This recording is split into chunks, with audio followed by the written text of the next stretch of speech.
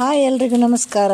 ಇವತ್ತು ಬಿಳಿ ಹಾಗಲಕಾಯಿ ಮತ್ತು ಅಂಬಟೆಕಾಯಿ ಅದರ ಹೆಸರು ಎಷ್ಟು ಜನ ಕೇಳಿದಾರೋ ನಮ್ಗೆ ಗೊತ್ತಿಲ್ಲ. ಇಲ್ಲಿ ನಮ್ಮ ಗಡಿನಾಡು ಪ್ರದೇಶ ಕಾಸರಗೋಡಲ್ಲಿ ತುಂಬ ಒಂದು ಫೇಮಸ್ ಆದ ಒಂದು ಕಾಯಿ ಅದು ಅಂಬಟೆಕಾಯಿ. ತುಂಬ ಹುಳಿ ಇರುತ್ತೆ ಅದು, ಮತ್ತು ಹಾಗಲಕಾಯಿ ಅಂದರೆ ಒಂದು ಒಳ್ಳೆ ಕಾಂಬಿನೇಷನ್. ಅದಲ್ಲದೆ ಅಂಬಟೆಕಾಯಿನ ಮೀನು ಸಾರಿಗೆ, ಒಣಗಿದ ಮೀನು ಸಾರಿಗೆ, ಹೀಗೆ ಎಲ್ಲದಕ್ಕೂ ಹಾಕ್ತೀವಿ ನಾವು. ಆ ಸೀಸನ್ ಬಂದರೆ ಮಾತ್ರ. ಇಲ್ಲಿ ನಾವು ಮೊದಲು ಬಿಳಿ ಹಾಗಲಕಾಯಿ ತಗೊಂಡಿದ್ದೇನೆ. ಅದಕ್ಕೆ ಜಾಸ್ತಿ ಕಹಿ ಇಲ್ಲ ಮತ್ತು ತುಂಬ ಟೇಸ್ಟಿ ಕೂಡ ಆಗಿರುತ್ತೆ. ಇದನ್ನು ಮೊದಲು ಚೆನ್ನಾಗಿ ತೊಳೆದು ಆಮೇಲೆ ಚಿಕ್ಕ ಚಿಕ್ಕದಾಗಿ ಕಟ್ ಮಾಡಿ ಮತ್ತೆ ಒಂದು 2-3 ನಿಮಿಷ ನಾವು ನೀರಲ್ಲಿ ಹಾಕಿಡ್ತೀವಿ. ಚೆನ್ನಾಗಿ ತೊಳೆದಿದ್ದೀವಿ ಇದನ್ನು. ಮತ್ತು ಈಗ ನೀರಲ್ಲಿ ಹಾಕಿಟ್ಟಿದ್ದೀವಿ. ಇಲ್ಲಿ ನಾನು ಇದಕ್ಕೆ ಜಾಸ್ತಿ ಬ್ಯಾಡಗಿ ಮೆಣಸು ಬೇಕು. 12 ಬ್ಯಾಡಗಿ ಮೆಣಸು, 4 ಗುಂಟೂರು, ಒಂದು ಅರ್ಧ ಸ್ಪೂನ್ ಧನಿಯಾ ಬೀಜ, ಆಮೇಲೆ ಅಂಬಟೆಕಾಯಿ ತಗೊಂಡಿದ್ದೇನೆ. ಈಗ ಇದನ್ನು ಒಂದು ನಿಂಬೆ ಗಾತ್ರದ ಹುಣಸೆಹಣ್ಣು ಹಾಕ್ಕೊಂಡು ಚೆನ್ನಾಗಿ ರುಬ್ಬಬೇಕು. ಇಲ್ಲಿ ನೋಡಿ ಅಂಬಟೆಕಾಯಿನ ಕೂಡ ಕಟ್ ಮಾಡಿದ್ದೇನೆ.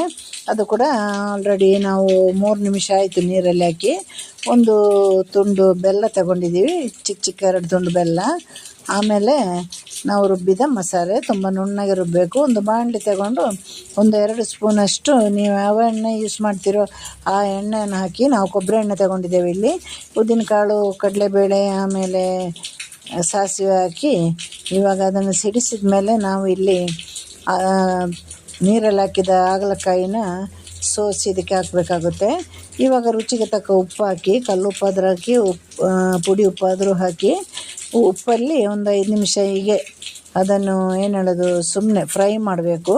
ಅದು ಫ್ರೈ ಮಾಡಿದ ನಂತರ ನಾವು ರುಬ್ಬಿದ ಮೆಣಸಿನ ಮಸಾಲೆಗೆ ಸ್ವಲ್ಪ ನೀರೆಲ್ಲ ಮಿಕ್ಸ್ ಮಾಡಿ, ಈಗ ನೀರಲ್ಲಿ ನಮ್ಮ ಹಾಗಲಕಾಯಿ ಬೇಯ್ತಾ ಇದೆ. ಅಷ್ಟೊತ್ತಿಗೆ ಒಂದು 80% ಬೆಂದ ಮೇಲೆ ಅಂಬಟೆಕಾಯಿ ಹಾಕಿ, ಅಂಬಟೆಕಾಯಿಗೆ ಬೇಯಲಿಕ್ಕೆ ಸ್ವಲ್ಪ ಹೊತ್ತು, ಹಾಗಲಕಾಯಿಗೆ ಸ್ವಲ್ಪ ಜಾಸ್ತಿ ಇರುತ್ತೆ.